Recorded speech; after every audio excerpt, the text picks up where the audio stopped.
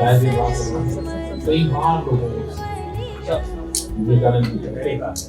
एक बार एक शेर ने अपने दो छोटे छोटे बच्चों को लेकर के रास्ते से गुजर रहे थे। दूर से उसने भेड़ का झुंड देखा, तो शिकार करने का मन कर गया, तो शेरनी उस तरफ दौड़ गई और उसका एक बच्चा भी उसके साथ दौड़ में है, लेकिन दूसरा बच्चा पिछड़ गया। शेरनी भेड़ का शिकार करते हुए आगे बढ़ गई, एक बच्चा भी चला गया, लेकिन एक बच्चा बिछड़ गया। जो बच्चा बिछड़ गया उसमें एक माता भेड़ ने उसको पाला पोसा बड़ा किया और वो शेर भेड़ के पीछे ही बड़ा होने लगा। उसकी बोलचाल आदतें सारी भेड़ जैसी हो गई, उसका हंसना खेलना बैठना उठना सब भेड़ के साथ ही हो गया। एक बार वो जो शेरनी के साथ बच्चा चला गया था वो बड़ा हो गया था, उसने एक बार इसको देखा कि ये क्या बात है, ये तो शेर है और भेड़ के साथ खेल रहा है, भेड़ की तरह बोल रहा है, क्या हो गया इसको। तो शेर को थोड़ा अपना हम पर ही संकट आ गया, तो इसके पास गया, तो उसको कहने लगा, अरे तो क्या कर रहे हो, तुम तो शेर हो। तो नहीं, तो शेर हूँ, अभी इन्हीं के बीच पड़ा हूँ, बड़ा हूँ। आदरणीय भाई साहब से निवेदन है कि दिल से जुड़े और 2013 तक रहे। इस दौरान आपने राष्ट्रीय मंत्री, महामंत्री, प्रदेश संगठन मंत्री जैसे तमाम पदों पर सुशोभित रहे। आपने जिम्मेदारी संभाली। आप भारतीय जनता पार्टी के 2016 से प्रदेश महामंत्री, नेहरू युवा केंद्र के उपाध्यक्ष और माननीय भाई साहब अभी वर्तमान में सांसद और प्रदेश अध्यक्ष हैं। आदरणीय भाई साहब, मन की बात मैराथन सेमिनार नाटक कंटेंट में आपका बहुत बहुत स्वागत है। आदरणीय भाई साहब के आने से बड़ा एक छोटी सी 4 लाइन की कविता है। चरण कमल सरोजों में मेरा वंदन है, पधारे गए अतिथियों को मेरा भावपूर्वक भाई साहब अभिनंदन है। आसमान की ऊंचाइयों पर हम प्रवास करते हैं, हमारे मेहमानों के सह सम्मान का ताज धरते हैं। विद्या की देवी माँ शारदा को करके नमन, खुशियों से भरी महफिल का हम आगाज करते हैं। ऐसे हमारे आदरणीय भाई साहब। मैं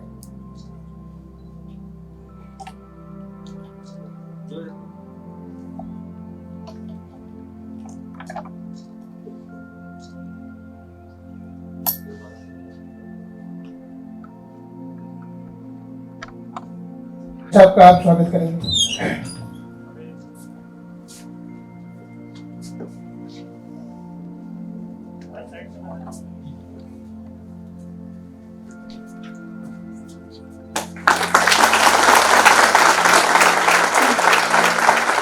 शुभम भंडारी जी से है कि आदरणीय डॉक्टर राघवेंद्र शर्मा साहब का स्वागत करेंगे।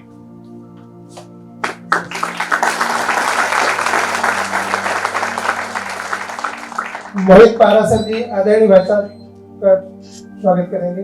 नमस्ते।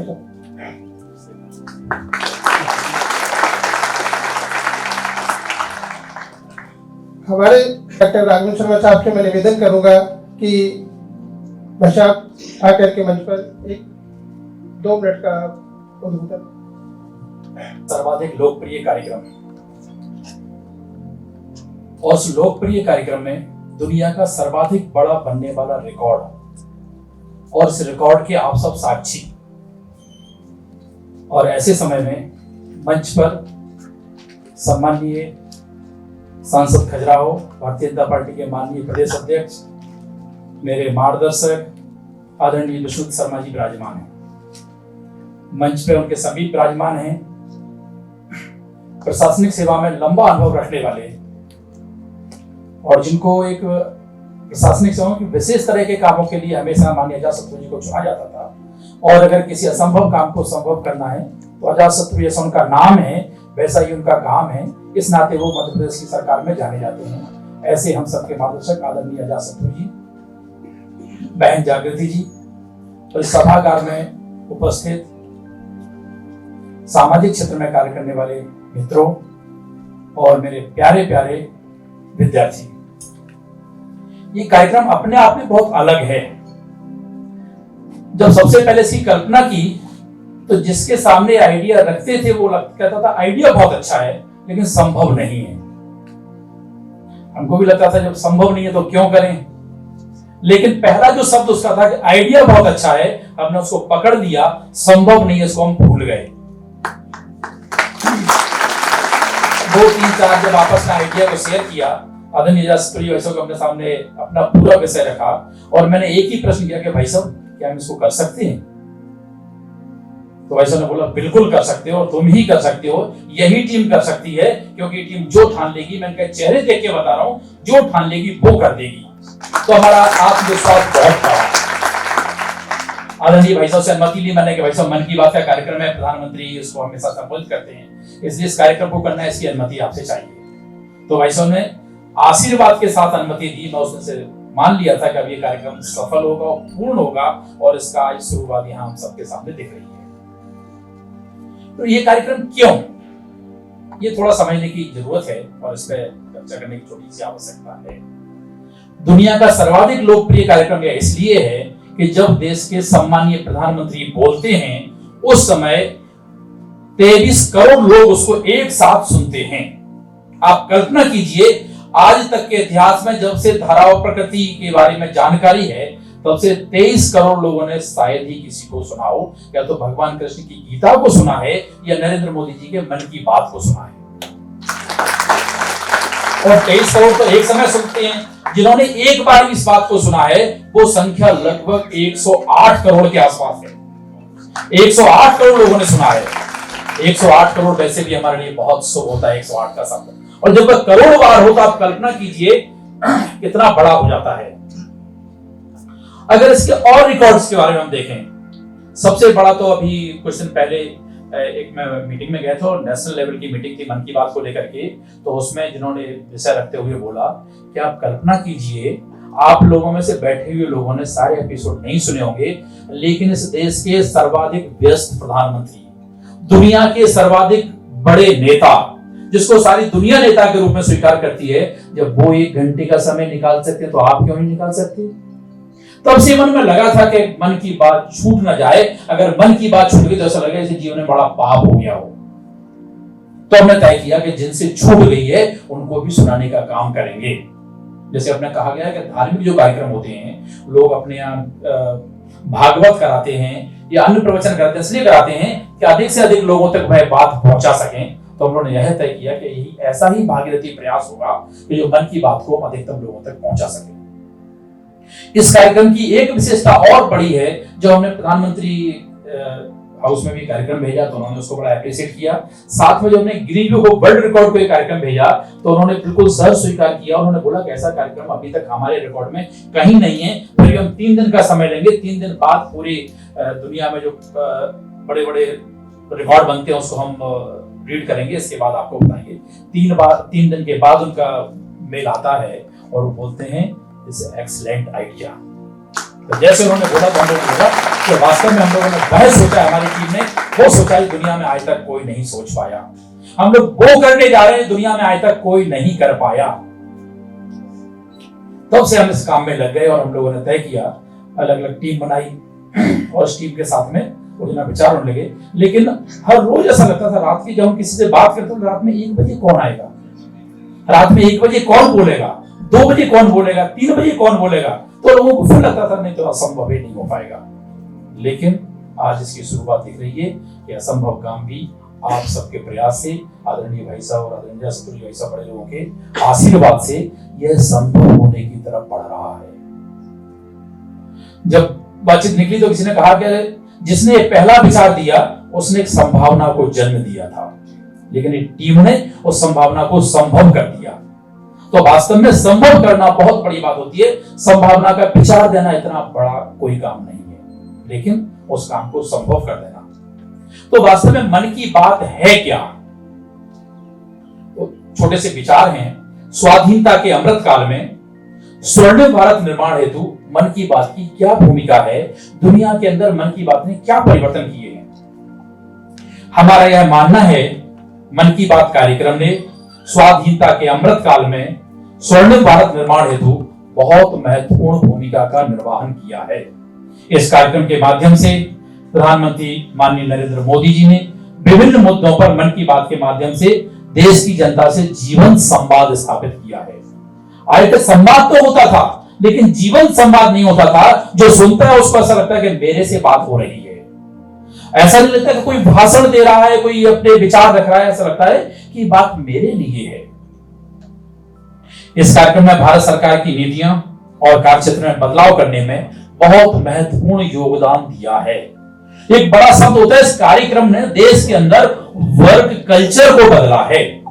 कार्य संस्कृति नहीं थी अभी तक देश के अंदर, लेकिन मन की बात ने कार्य संस्कृति का निर्माण किया है। इस कार्यक्रम के द्वारा सरकार के विभिन्न विषयों पर जनसंवाद करके जनता की राय और सुझाव जानने व सरकार के नीति निर्णय में सुशासन के सूत्र को साझा करने में बहुउपयोगी और सार्थक मंच के रूप में मन की बात ने अपना स्थान बनाया है। जनता के मन में बात को सुनने के बाद सरकार के लिए कई सकारात्मक नीतियां और कदम उठाए जाने में जो सुझाव आए थे, वो मन की बात के माध्यम से बहुत गंभीरता और गहराई से इंप्लीमेंट हुए हैं। अब सबसे महत्वपूर्ण बात है, यह कार्यक्रम हुआ था 3 अक्टूबर 2014 को। भारत के इतिहास में जिस दिन की वो तिथि है, उसका बहुत बड़ा स्थान है। उस दिन विजयादशमी थी, और विजयादशमी भारतीय जीवन परंपरा की करोड़ों लाखों करोड़ों साल की एक संस्कृति का संचार है। और 1925 में संघ के संस्थापक डॉक्टर हेडगेवार जी ने संघ की स्थापना भी उसी दिन की थी। प्रधानमंत्री नरेंद्र मोदी जी ने मन की बात को उसी दिन बोला है। मैं मानता हूं कि जब स्वामी विवेकानंद, आज पहला एपिसोड में स्वामी विवेकानंद जी के बारे में वर्णन करते हुए ही प्रधानमंत्री ने अपने मन की बात को कहा है। स्वामी विवेकानंद जी कहते थे कि मैं देख रहा हूं भारत माता खड़ी हो रही है, और भारत माता सारे दुनिया का नेतृत्व करने के लिए अपने इंगित कर रही है कि भारतवासी उठो और सारी दुनिया का नेतृत्व करो। तो विवेकानंद जी ने उस दिन कहा था, नरेंद्र मोदी जी ने इसे संभव कर दिया है। इसलिए बाहर जो प्रदर्शनी लगी आप देखिए, उसमें 14 देशों ने अपने देश का सर्वोच्च पुरस्कार माननीय प्रधानमंत्री जी को दिया है।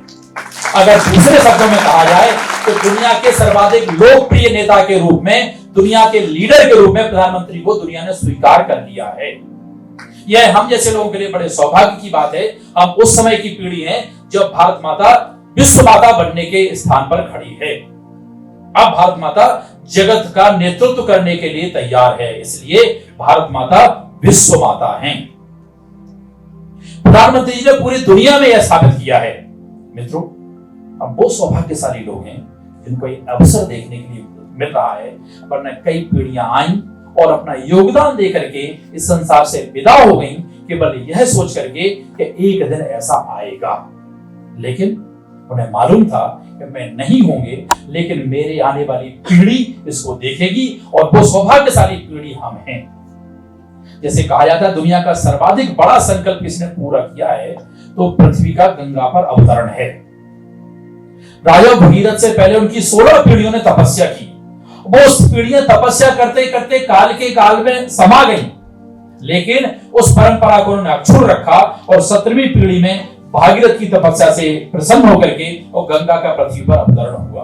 तो मित्रों, ये ऐसा ही प्रयास है। हजार साल तक लोगों ने जो अपने जीवन को आहूत कर दिया, जो 18 साल 19 साल में भारत माता की जय बोलते हुए फांसी के फंदे पर झूल गए, ऐसे लोगों के, ऐसे महापुरुषों, ऐसे महामनुष्यों के जीवन का जो सत्य है, जो उनका जीस्ट है, वो हम सबको आज मिल रहा है, और उसमें भी हम इसको रिकॉर्ड बनाने की तरफ चल रहे हैं। तो वह भाग्य में भी सौभाग्य जुड़ रहा है। आप सब इसके साक्षी हैं। ये कार्यक्रम बहुत ही अलग है। 100 घंटे, 100 वक्ता, हर एपिसोड में 100 श्रोता। लोग हमसे बोलते थे कि एक साथ में 100 श्रोता जब वापस जाएंगे, अगले को बैठने में समय लगेगा। हमने कहा नहीं, ये 100 लोग बैठे हैं, बाकी 100 लोग वेटिंग में बैठे हैं। आप जब 3 मिनट के अंदर बाहर होंगे, वो 3 मिनट के अंदर आ जाएंगे, अगला सेशन शुरू हो जाएगा। इन सब के साथ हमने तय किया, क्योंकि प्रधानमंत्री जी का प्रत्येक शब्द हर एक नागरिक के लिए जीवन मंत्र है। उसके पीछे इतनी बड़ी तपस्या, इतना बड़ा औरा है कि वो हर एक नागरिक के लिए जीवन मंत्र होता है। इसलिए हमने तय किया है प्रत्येक एपिसोड में हम एक संकल्प लेंगे। वो संकल्प केवल दोहराएंगे नहीं, वो संकल्प केवल हमारे गले से या जबान से निकलने वाला नहीं होगा, वो हमारी अंतर आत्मा को झकझोरने वाला संकल्प होगा और जीवन पर्यंत हम उस पर चलेंगे। इस संकल्प का भी हम ऐसा संकल्प लेने वाले हैं। जब स्वामी विवेकानंद ने शिकागो में अपना वक्तव्य दिया, स्वामी जी से पहले भी 3 लोगों ने ब्रदर एंड सिस्टर शब्द का उपयोग किया था। प्रताप मजूमदार गए थे, उन्होंने भी बोला था। लेकिन जब स्वामी जी ने बोला तो कई मिनट तक तो तालियां बंद नहीं, उनका जो समय था वो तालियों में ही निकल गया। फिर आवाज आने लगी, विवेकानंद बोलो, विवेकानंद बोलो, जिन विवेकानंद को बोलने का समय भी नहीं दिया जा रहा था। तो जितने लोग उस सभागार में थे, एक मैडम रुईवर्ग हैं, उन्होंने उतने सभी लोगों के पास जाकर के संकलन किया। वो संकलन करने उनको 7 साल लगे। हर आदमी के पास जाती थी और एक प्रश्न होता था कि स्वामी जी ने ऐसा क्या बोल दिया था कि इतनी तालियां बजती नहीं। तो लोग बोलते थे हमें पता नहीं क्या हो गया था, क्या होता, जैसे वो मंच पर खड़े होकर उनके शब्द मुंह से निकले और हमारे हाथ हमारे नियंत्रण में नहीं थे और हमें मालूम नहीं था क्यों तालियां बजा रहे हैं। ऐसा लग रहा था कि जैसे कोई मनुष्यों के बीच में सिंह आ गया हो, जैसे कोई हम सब के बीच में एक सूर्य जैसा चमकता हुआ कोई ज्वाला दिख रही हो, ऐसे विवेकानंद हमको दिख रहे थे। मित्रों, वो नरेंद्र थे, ये नरेंद्र हैं और वास्तव में आज सारी दुनिया ऐसा ही सोच रही है।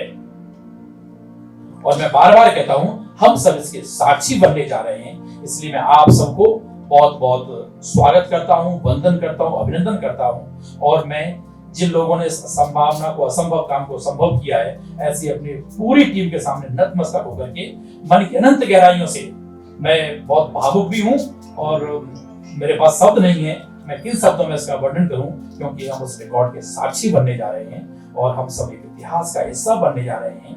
यह मैं कई बार कहता हूं कि इसको कर सकते हैं। बहुत बहुत धन्यवाद, बहुत बहुत आभार आदरणीय भाई साहब का मैं दिल के अनंत गहराइयों से धन्यवाद देता हूं। जिन्होंने आकर के सफलता तक जाएगा। बहुत बहुत धन्यवाद, बहुत बहुत आभार। धन्यवाद भाई साहब। आदरणीय भाई साहब से निवेदन।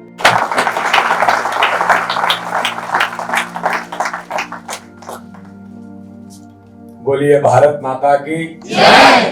भारत माता की जय। आज मन की बात के मैराथन सेमिनार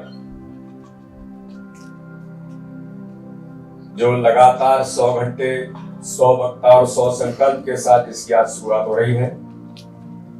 और इसको शुरुआत करने वाली हमारी जो task international public policy research की जो पूरी टीम है और मन की बात के कार्यक्रम के हमारे प्रभारी, जिनके मन के अंदर एक कल्पना आई, ऐसे डॉक्टर राघवेंद्र शर्मा जी, आदरणीय श्रीवास्तव जी और हमारी बहन जागृति जी, और इस अवसर पर यहाँ पर उपस्थित हमारे सभी वरिष्ठ लोग और मेरे सभी बच्चों जो आज इस कार्यक्रम में उपस्थित हैं, मैं आप सबका बहुत स्वागत करता हूँ, बहुत बहुत अभिनंदन करता हूँ। आपने भी देखा कि पहले मन की बात के एपिसोड में माननीय प्रधानमंत्री नरेंद्र मोदी जी ने स्वामी विवेकानंद से उसकी शुरुआत की थी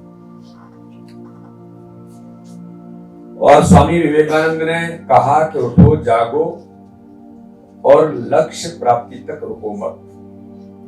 यहां बैठे हुए जो आज इस 100 लगातार घंटे तक ये अभियान चलेगा, इसमें 100 वक्ता आएंगे, 100 संकल्पों के साथ हम 100 हमारे इन बच्चों के बीच में जो अलग अलग क्षेत्रों से आकर के यहाँ उपस्थित होंगे, उनके बीच जब चर्चा होगी तो मुझे ऐसा लगता है कि स्वामी विवेकानंद के वो शब्द जो नौजवानों को संकल्प देने के लिए प्रेरित करते हैं, ये कार्यक्रम भी इस दिशा में सार्थक होगा। ये जो मन की बात का कार्यक्रम है, मन की बात के कार्यक्रम में माननीय प्रधानमंत्री नरेंद्र मोदी जी ने भारत के आजादी के 75 वर्षों में किसी प्रधानमंत्री ने इस प्रकार का जो प्रयोग किया है, ये बड़ा एक अद्भुत और अभिनव प्रयोग है। अब कभी मन की बात के कार्यक्रम के बारे में आप लोग जब इसके सिस्टम को समझेंगे तो आपको ये पता लगेगा कि मन की बात प्रधानमंत्री जी की नहीं है। ये मन की बात 140 करोड़ जनता जो अपने मन के अंदर सोचती है, उसमें से जो बातें निकल करके आती हैं, उन बातों को माननीय प्रधानमंत्री देश के सामने रखते हैं। एक सिस्टम है उनका पूरा, और उस सिस्टम के अंदर पूरे देश भर से जो सुझाव आते हैं, उनमें से फिर स्क्रूटनी होती है और उनमें से चीजें निकलती हैं किस बात को आज की मन की बात के अंदर लेना। फिर नए प्रकार के प्रयोग समाज के अंदर ऐसे लोग या ऐसे विविध प्रतिभाओं वाले जो लोग हैं समाज के अंदर, वो इंटीरियर से इंटीरियर में होंगे, गांव के अंदर होंगे, किसी स्थान पर होंगे, झुग्गी झोपड़ी में होंगे। इस प्रकार के लोगों को चयन करना, कौन किस प्रकार का काम कर रहा है जो समाज में बताने लायक है, समाज को जो दिशा दे सकता है, समाज में जिसका एग्जाम्पल देना चाहिए। अब भूरी बाई अपने डिंडोरी के अंदर एक छोटे से गांव में रहने वाली महिला है। मैं अभी एग्रीकल्चर यूनिवर्सिटी के कार्यक्रम में जब उनसे मिला था, उनके मन में ये कल्पना ही नहीं है, जीवन में कभी सोचा नहीं कि मुझे इस गांव से कोई पिकअप कर लेगा। और वो मिलेट्स पर वैरायटीज में, मैं एग्रीकल्चर का विद्यार्थी रहा हूं,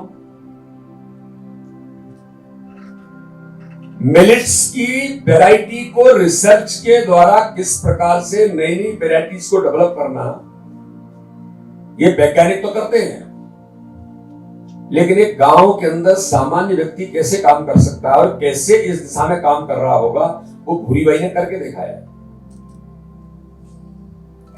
वो भूरी बाई तो ये थी जो पेंटिंग जिन्होंने किया, वो उनका नाम लहरी बाई, जो लहरी बाई है। ऐसे ही भूरी बाई का उदाहरण है मध्य प्रदेश का। हम लोग घर जब मिलने गए थे, राष्ट्रीय अध्यक्ष जी हमारे आए थे, तो उनके घर हम संपर्क करने गए थे। यानी वो इस दिशा में उन्होंने कहा कि मैंने अपने जीवन के अंदर के पेंटिंग मेरा शौक था, गांव के अंदर हम लोग करते थे, जनजाति क्षेत्र में जनजाति समाज के लोग करते हैं, लेकिन उस चीज को इतना स्थान मिलेगा और मुझे पद्मश्री मिलेगा, मैं तो कभी मेरे जीवन की तो कल्पना नहीं है।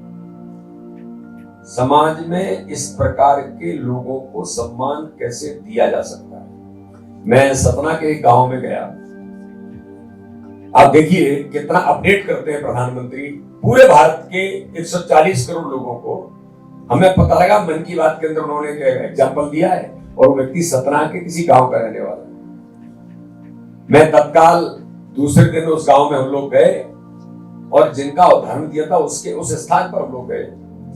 इंटीरियर गांव के अंदर उस व्यक्ति ने क्या किया है, वो व्यक्ति अलग अलग प्रकार की वैरायटीज को संग्रहण किया है उसने, जिसको हम सीड टेक्नोलॉजी कहते हैं। तो सीड टेक्नोलॉजी में ग्रेडिंग और कई प्रकार की चीजें जो टेक्निकल भाषा में जो है, तो उसमें लोग करते हैं। पहले पद्धति में जब ये सारी चीजें नहीं थी, तब गांव का किसान करता था। आपको ध्यान में होगा कि हम जो लोग गांव के हैं कि गांव में अलग प्रकार से छांट करके और फिर ये अच्छा सीड है उसको इकट्ठा करके रखते थे, बाद में फिर उसको बोने का काम करते थे, उसमें से फिर अलग प्रकार की ग्रेडिंग बनती थी। तो उन्होंने कई प्रकार की वैरायटीज में उन्होंने उसका संग्रहण किया, और उसका एग्जाम्पल प्रधानमंत्री ने दिया कि एक आदमी सतना के अंदर ऐसा है गांव में, उसने नंबर ऑफ सीड्स अलग अलग वैरायटीज के, और उसने उनको संग्रहण करके रखा है। अब ये सामान्य बात नहीं है। आप में से बच्चे कोई नया इनोवेशन कर रहे हैं, आपके दिमाग में कोई नई उपज आ रही है, और वो आपने अगर उनको उदाहरण दिया, उनको क्लिक किया, तो समाज के अंदर जाएगा। पॉलिसी मेकिंग में, भारत की सरकार में पॉलिसी मेकिंग में भी जो मन की बात के अंदर कई लोगों ने जो उदाहरण दिए थे, वो आज पॉलिसी मेकिंग का हिस्सा बने। तो ये सामान्य बात नहीं है, ये केवल मन की बात प्रधानमंत्री जी की मात्र सुनने से लेकर के आज उससे जो देश के अंदर वातावरण बना है, एक प्रधानमंत्री अपनी जनता के साथ कैसे कनेक्ट हो सकता है, और जनता की आवाज, जनता की बात को अपने द्वारा समाज में कैसे ले जा सकता है। तो इसलिए ये जो मन की बात के कार्यक्रम में आज हम लगातार एक अच्छा प्रयोग मैं इसको इसलिए मानता हूं कि जिन लोगों ने 100 एपिसोड जो माननीय प्रधानमंत्री जी ने अपने मन की बात के अंदर जिनका उल्लेख किया है, उन सब लोगों का प्रदर्शनी में मैं देख रहा था कि मध्य प्रदेश के कितने लोग ऐसे दुनिया भर के लोग हैं। किसी ने वाटर कंजर्वेशन पर काम किया है, किसी ने विद्यार्थियों को, जो गरीब विद्यार्थी है उनके लिए काम किया है। तो एक सोशली समाज को सशक्त बनाने के लिए ये जो मन के अंदर भाव जागृत होने चाहिए, ये मन की बात के माध्यम से पता नहीं कितने लोगों को प्रेरणा मिली। आज आप देखिए कि माननीय प्रधानमंत्री जी ने देश के अंदर कहा कि बच्चों के सुपोषण के लिए हमें काम करना चाहिए। उन्होंने मन की बात के अंदर इस बात का उल्लेख किया और एक एपिसोड में इस बात को लिया। तो परिवर्तन कैसे होता है? मैं मेंबर ऑफ पार्लियामेंट हूं। उन्होंने कहा कि मैंने भाई मन की बात के अंदर जो भारत के अंदर 13 करोड़ बच्चे ऐसे हैं जो आज भी कुपोषण के शिकार हैं। भारत की आजादी के 75 वर्ष पूरे होकर के हम आगामी 2047 में 100 वर्ष पूरे करेंगे, लेकिन आज भी कोई गरीब घर का बच्चा उसको सुपोषण नहीं होने के कारण से, उसको खाने पीने की कमी होने के कारण से वो कुपोषित हो जाता है। आज भी 13 करोड़ बच्चे भारत के अंदर हैं। आंगनबाड़ी के अंदर 7 करोड़ बच्चे तो रजिस्टर्ड है, लेकिन बाकी बच्चे रजिस्टर्ड नहीं है। लेकिन इन बच्चों के बारे में जब उन्होंने कहा कि किन्हीं लोगों ने किस प्रकार से काम किया है इन बच्चों के लिए, तो उस उदाहरण को देख करके समाज के अंदर लोग प्रेरित होते हैं। और प्रधानमंत्री कहते हैं कि 13 करोड़ बच्चे कमजोर होते चले गए तो ये भारत माता का एक हिस्सा कमजोर हो जाएगा, तो हमारा भारत कमजोर होगा। इन बच्चों को सुपोषित कैसे करना, इसमें समाज की भूमिका कैसे बन सकती है? हम सक्षम है तो आंगनबाड़ी में आने वाले बच्चा जो आ रहा है उससे हम किस प्रकार से मदद कर सकते हैं। आज मैं बड़ी गंभीरता के साथ कहना चाहता हूं कि आज इस दिशा में भारत के अंदर ये काम लगातार, अब माननीय प्रधानमंत्री ने कॉम्पिटिशन कराया इस बात के, और उनको कुपोषित नहीं कहा, सुपोषण नाम दिया कि जो बच्चा इस क्राइटेरिया में नहीं आता उसे सुपोषित बनाना है। कॉम्पिटिशन कराया कि वजन में कम है या बाकी पैरामीटर्स में कम आ रहा है तो इसको बढ़ाना है। उसके मन के अंदर भाव जागृत नहीं किया कि आप कमजोर हैं या आप कुपोषित हैं। पॉजिटिवली कैसे हम उसको अच्छा बना सकते हैं, कैसे हम उसको स्वस्थ बना सकते हैं।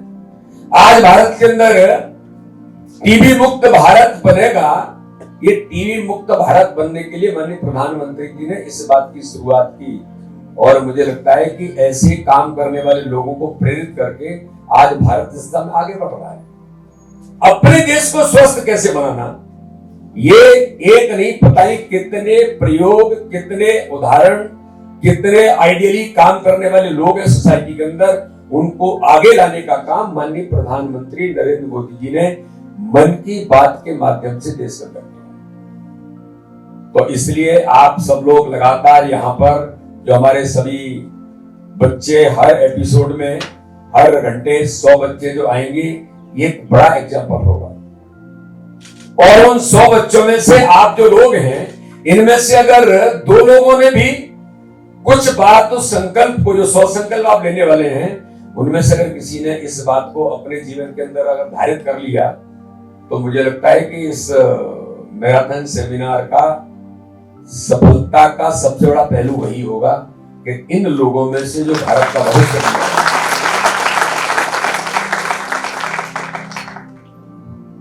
क्योंकि स्वामी विवेकानंद ने ये कहा था कि लक्ष्य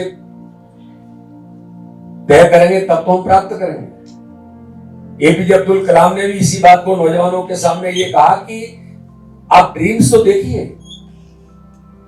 जब आपने कोई सपना नहीं देखा है तो आप सपने को पूरा कैसे करेंगे। तो हमारे जो नौजवान हैं, हमारे जो बच्चे, इन्हें अपने भारत के बारे में, मेरे देश के बारे में, मेरे मध्य प्रदेश के बारे में, मैं ये मेरे मन की कल्पना है, मेरा देश, मेरा प्रदेश ऐसा बनना चाहिए और उसके लिए मुझे संकल्प लेकर के इस दिशा में आगे बढ़ना। और ऐसे एग्जाम्पल भी माननीय प्रधानमंत्री ने मन की बात के अंदर दिए हैं कि किस प्रकार से लोग आगे बढ़े। गरीबी कभी किसी का अभिशाप नहीं बन सकती, बशर्ते उसका संकल्प चाहिए।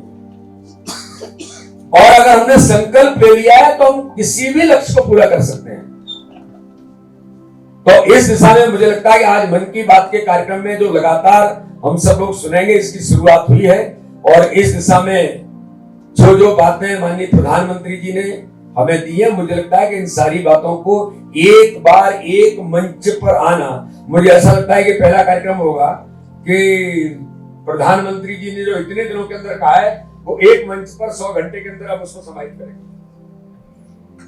तो इसलिए एक अच्छा और प्रयोग हम सब लोग, हमारी टीम इस काम को जो कर रही है। और मध्य प्रदेश के अंदर पॉलिटिकली हम लोगों ने मन की बात के कार्यक्रम को, जिसको हम बूथ कहते हैं, हमारा पॉलिटिकली हमारी सबसे छोटी का एक बूथ है, तो राघवेंद्र जी उसके इंचार्ज हैं।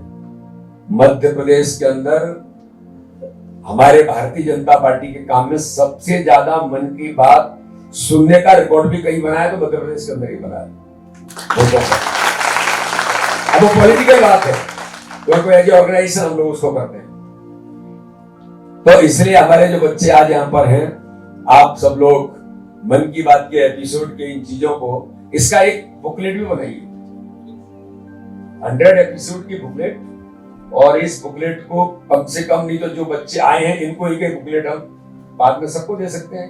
रजिस्टर्ड तो ही रहे होंगे कि ये कौन आया है यहाँ, जो 100 लोग आए होंगे, इन सबको हम 10,000 पुस्तकें छपा के इन सभी बच्चों को एक एक को देंगे। जीवन में एक एक चीज को देख सकते हैं कि कैसे कैसे प्रयोग हुए हैं, किन किन ने किए हैं, कहाँ पर किए हैं।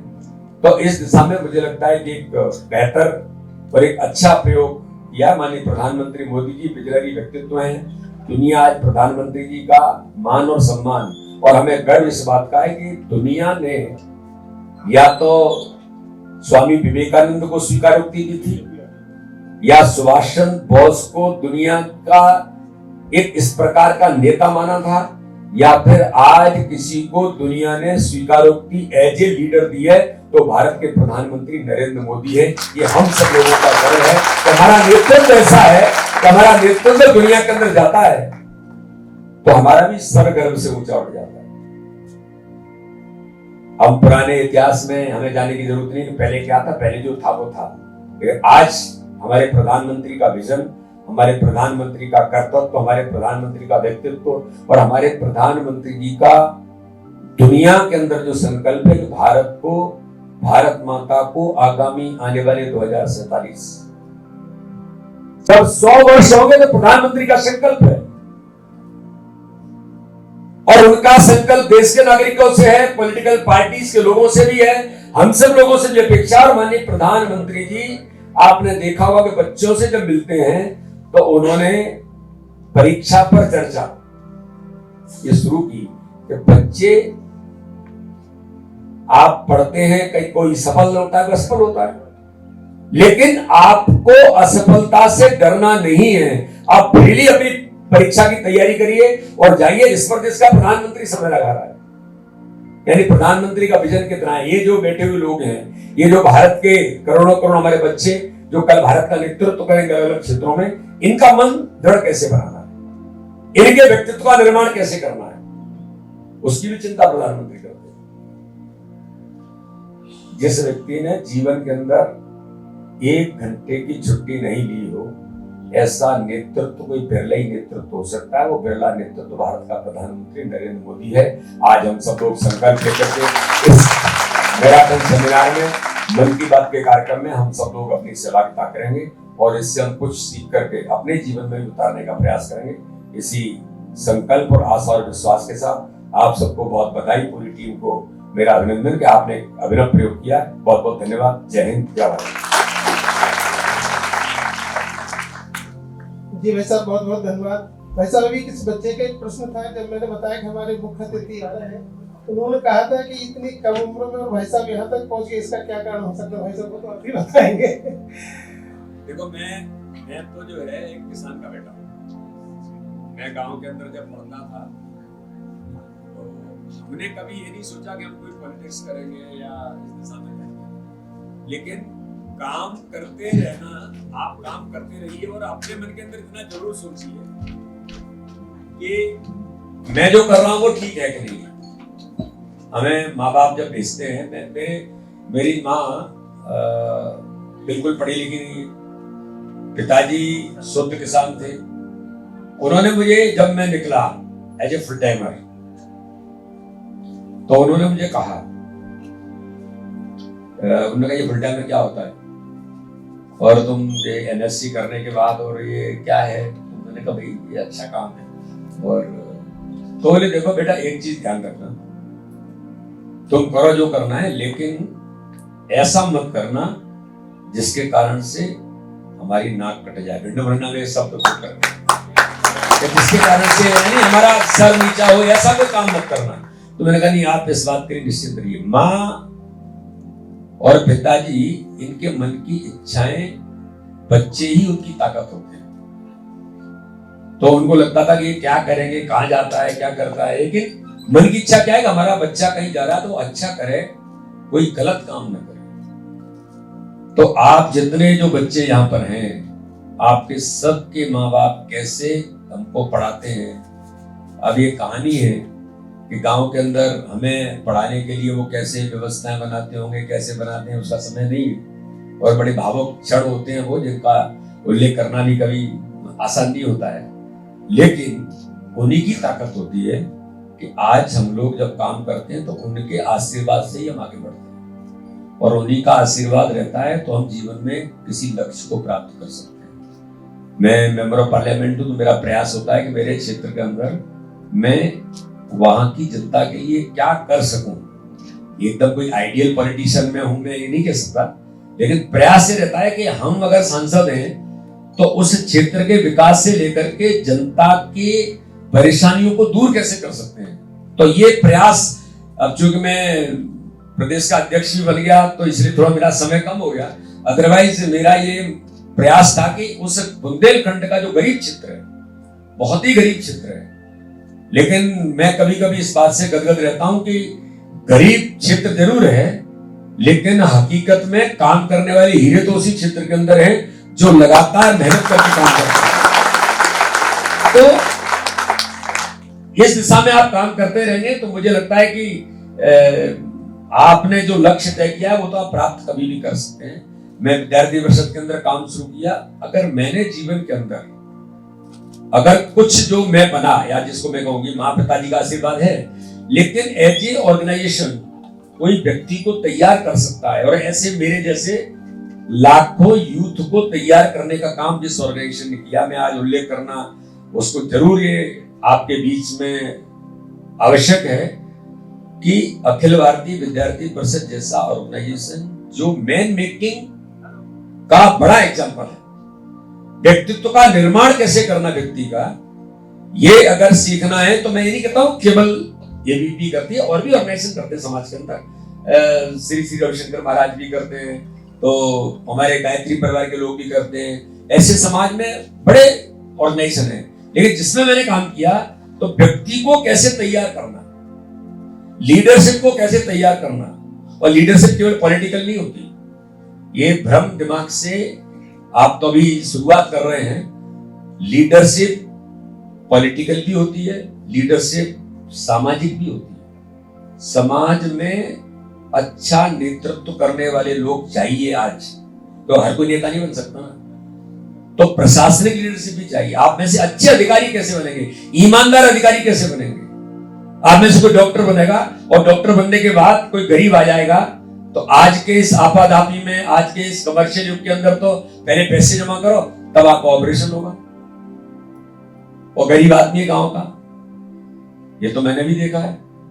और ऐसे में ऐसा डॉक्टर बनना चाहिए जिसके अंदर संवेदनशीलता है कि गरीब आदमी है ना, अगर पैसा नहीं है तो इसका इलाज, और इसके मन के अंदर ये नहीं आना चाहिए कि नहीं पैसा नहीं है तो अपना इलाज कैसे करेंगे। ये प्रधानमंत्री मोदी जी ने आयुष्मान जो योजना शुरू की उसी का हिस्सा है। तो डॉक्टर संवेदनशील बने, प्रशासनिक अधिकारी ऐसा बने जो समाज में ठीक तरीके से प्रशासनिक लीडिंग भी कर सकता है, नहीं तो फेल हो जाते हैं लोग। तो आप में से नेतृत्व विकसित करने के लिए आप लगातार सीखते जाएंगे, कॉन्फिडेंस आपका आता जाएगा। और मैं तो आपको बिल्कुल विश्वास के साथ कहता हूं, आप संकल्प लीजिए, संकल्प लेकर के आगे बढ़ेंगे, आपकी उन मंजिलों को कोई नहीं रोक सकता, आप आगे बढ़ते जाएंगे। हम लोग भी उसी धारा में प्रयास कर रहे हैं और चलते जाते हैं, काम होता जाता है। तो इसलिए इस दिशा में आज भी समाज में अच्छे लोग हैं, समाज अच्छा है और अच्छे लोगों पर ही हमें विश्वास करना है। पॉजिटिव एटीट्यूड रखिए, तो मुझे लगता है कि सारी चीजें हमारी आगे होती चली जाती हैं। बहुत बहुत धन्यवाद। बच्चे, आपके प्रश्न का उत्तर मिल गया ना? माँ बाप का आशीर्वाद, दृढ़ इच्छा शक्ति, परिस्थितियां कुछ भी नहीं हो, लेकिन व्यक्ति सफल होता है अगर भरोसा है तो। जैसे हमारे आदरणीय भाई साहब, किसी ने कहा है कि है वक्त समय की धारा जिसमें सब बह जाया करते हैं, कुछ लोग ही ऐसे होते हैं जो इतिहास बनाया करते हैं। ऐसे हमारे भाई साहब, आदरणीय भाई साहब, एक बात और मैं कहूंगा कि इसका उपयोग तकनीक के लिए करिए होता है, टेक्नोलॉजी का उपयोग है, क्योंकि समाज बदल रहा है, दुनिया बदल रही है, तो टेक्नोलॉजी के लिए इसका उपयोग करिए, लेकिन इसको जीवन का हिस्सा मत बना दीजिए। ये बहुत घातक है। मतलब हम लोग भी इससे प्रभावित हो रहे हैं, लेकिन खेलना, मैदान में जाना, इंटरेक्शन करना, ये खत्म हो रहा है धीरे धीरे, क्योंकि यही सब कुछ हो गया है। और इसमें क्या परोसा जाता है ये पता नहीं है, इसमें क्या आ रहा है, सत्य क्या है, केवल गूगल ही दुनिया नहीं है। तो इसलिए मतलब चूंकि बच्चों को मौका मिल गया इसलिए मैं बोल रहा हूं कि इसको उपयोग करिए टेक्नोलॉजी के लिए। बाकी तो अपने को जो शिक्षक सिखाते हैं, बाकी चीजें समाज में मिलती हैं, पुस्तकें भी अच्छी चीजें मिलती हैं पढ़ने के लिए, नहीं तो हर चीज इसी पर आ गई है, सब कुछ यही हो गया है। तो ये जरूरी है, थोड़ा इसके बारे में मुझे लगा कि आपको बताना चाहिए। भाई साहब एक टीचर भी है, एक अच्छे राजनेता के साथ में। आदरणीय भाई साहब, अजय शत्रु भाई साहब, निवेदन है कि जो संकल्प है हमारा, तो मुझे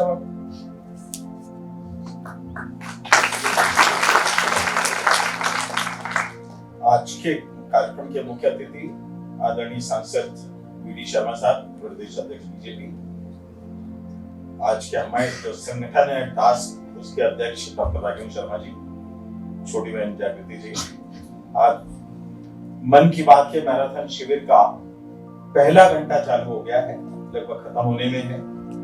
हमारे पहले मुख्य अतिथि का उद्बोधन हमने सुन लिया है।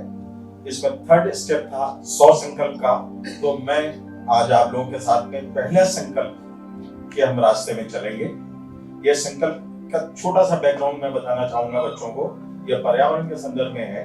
पर्यावरण में माननीय प्रधानमंत्री जी ने जो अभी लास्ट ईयर ग्लासगो में COP26 हुआ था, उसमें एक कमिटमेंट दिया है कि भारत 2070 तक जीरो कार्बन एमिशन में चला जाएगा।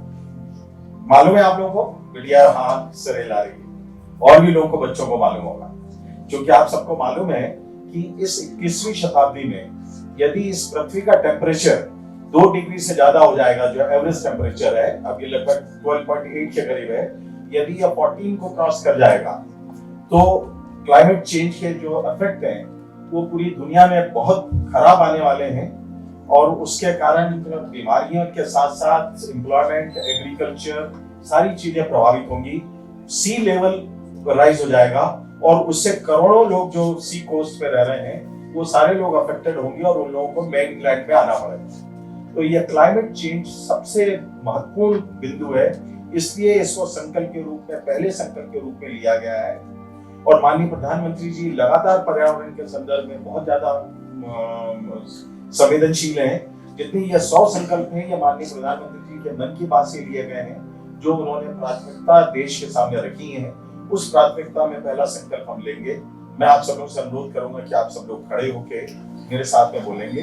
अब एक हाथ उठाएंगे की जो संकल्प के रूप में है कि मैं अपने पर्यावरण के प्रति संवेदनशील रहूंगा, संरक्षित करने का हर संभव प्रयास करूंगा। बहुत बहुत धन्यवाद। भारत माता की जय। और हम अपने मुख्य अतिथि का बहुत आभारी हैं कि उन्होंने हम लोग का उत्साह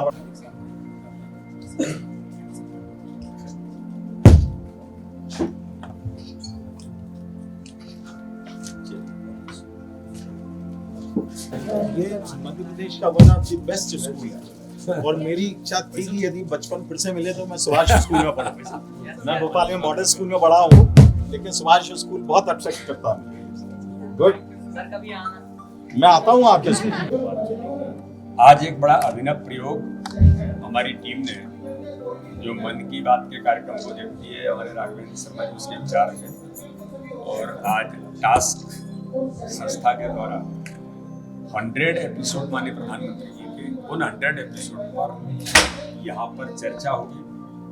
100 एपिसोड का मैराथन 100 घंटे में होगी और 100 संकल्प लिए जाएंगे। तो ये एक बड़ा प्रयोग है कि प्रधानमंत्री जी ने जो कहा, वो एक मंच पर 100 एपिसोड की चर्चा भी होगी, उस पर लोग वक्ता बोलेंगे भी और संकल्प भी लेंगे।